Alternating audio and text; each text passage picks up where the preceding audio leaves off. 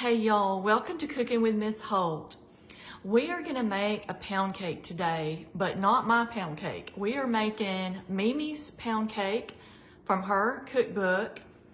It's called Sunday Lunch at MeMe's, and I'm gonna tag her in this post. Please go and follow her. She is just the best. I love her. I have her cookbook myself. And this recipe is on page 102, and it's called Mammy's Pound Cake. And I will tell you, on the opposite side, I've had these pralines that she makes too. Oh my gosh, let me just tell you, so good. But anyway, we're gonna make the pound cake today. Now, I will tell you, she has a new cookbook coming out soon. I haven't seen it, I'm excited about it, but I have followed her forever. I love all her recipes, and she and her family live in South Carolina, and I will tell you, if I could get them to move, I'll move here and be my next door neighbors. I would be so thrilled. I would love to be neighbors with them, just precious. She and her whole family are just precious. Now, I have a very large pound cake pan, so my pound cake is probably gonna look different than the one you make. It's kind of wider and it's just bigger, so it doesn't bake up as tall. Like my pound cake won't bake up as tall as yours would, because this is it's like an 18 cup pan, I think. It's Nordic ware. I will tag it or link it in the comments, because people are always asking me about it. But I've already got it buttered and flour. I just use my butter wrappers from my butter that I'm gonna use in the pound cake, and I butter it, and then I floured it, and I've got a liner in there, and I will link these liners too. And I have used these liners, I don't know, a good 15 years, 20 years maybe. They're called Regency parchment rounds, and if you can see right here, some of them come, it's a set of like 25, I think 25, 24, something like that. It's a set, and some of them are solid for like layer cakes, and then some of them have the hole in the middle for 2 pans. I wouldn't trade this for love or money, as they say. It just, oh my gosh, it's insurance that your cake will not stick on the bottom, and then you just peel it off when it comes out. And that is the best money you'll ever spend. And I think the set's less than $10, maybe $7 or something like that. And they last forever. Even me, they last a long time, and I cook a lot. So, all right, let's get started. Let me tell you about the flour that I'm using today. I'm using cake flour. Cake flour and all-purpose flour are not the same thing, okay? This produces a much lighter cake, and I just prefer it overall. And her recipe says, I'm looking here, I'm checking to make sure. Her recipe says you can use cake flour or all-purpose. So I'm using cake flour, and this is the brand that I prefer. I prefer Swansdown. So let me show you what I've got in my bowl here. Okay, what I've got in here, and I'll put the recipe in the comments, and of course I said I'll tag Mimi in this. I've got 2 sticks of unsalted butter, which are room temperature, and I'm gonna tell you, it takes a good 4 to 5 hours if you leave the butter in a stick to come to room temperature. Now, I'm gonna put up a post about this later, but a quick way to get your butter to room temperature is to cut it up in tablespoons on a paper plate and sit it on something that's not cold. Like, don't sit it on a marble countertop, sit it on something else. But if you'll cut it up in tablespoons, it'll come to room temperature about 4 or 5 times quicker. But if you leave it in a stick, it's gonna take about 4 or 5 hours, especially in cold weather. So anyway, what I've got in here is I've got my sugar, I've got my butter. Now, the only thing I'm changing today is Mimi's recipe called for vanilla flavoring. I did a teaspoon of vanilla, a teaspoon of lemon, and a teaspoon of almond. Only because I had a pound cake the other day and somebody had done that combination of flavors and it was good. So I'm just trying that.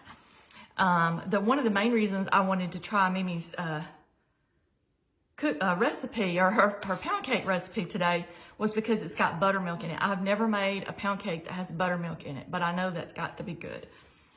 Let me get this butter and sugar beat up, and then I'll be right back.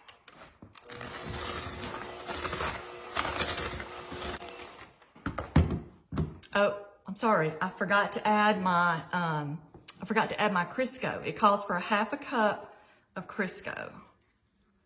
So let me get that in there because that needs to be beaten up with the butter and the sugar.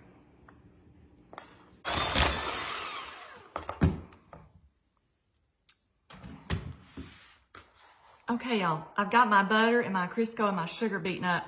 And I will tell you, if you have a stand mixer, do this in a stand mixer because Mimi does, and I forgot about that till I got this in this bowl.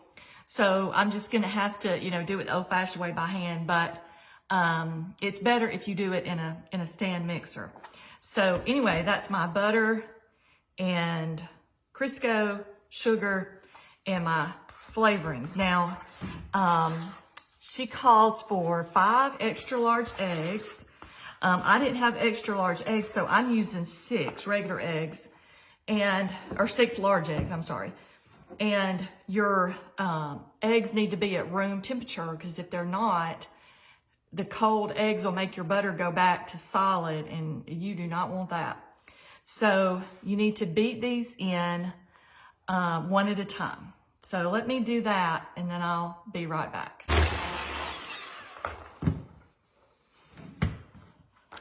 Okay, y'all, I've got my eggs all beaten in there. That's what that looks like. Now, Mimi says to add the flour and the milk alternately. Here's my flour, and I've got 1/4 of a teaspoon of baking powder in there. And again, I'll put the recipe in the comments. So we're going to do a little bit of flour.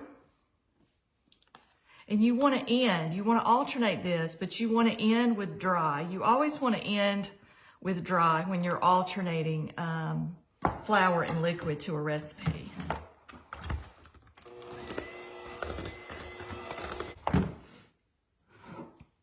Okay, now we're going to add a little bit of our buttermilk. And y'all, your buttermilk needs to be room temperature because again, if it's cold, it'll make your butter go back to solid. So this is room temperature buttermilk. So I'm going to alternate this buttermilk, the flour, so on and so forth. And then when I get it mixed up, I'll come back and show you what it looks like.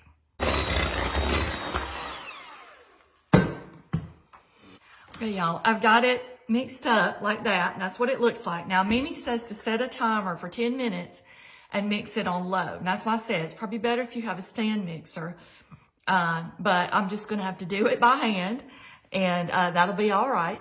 And so let me get this mixed up, and then I'm going to pour it in the pan, and I'll show you what it looks like when I get it in the pan. And then we're going to bake it on 300. Okay, and I've never baked a pound cake on 300, but I trust her 100%. So we're going to put it on 300, and she says it's going to take about 1.5 hours. So I'm going to check it about 1 hour and 15 minutes in case our ovens are different. But anyway, let me get this beat up. So 10 minutes on low, and then I'll pour it in the pan, and I'll show you what it looks like then I'll show you what it looks like when it comes out.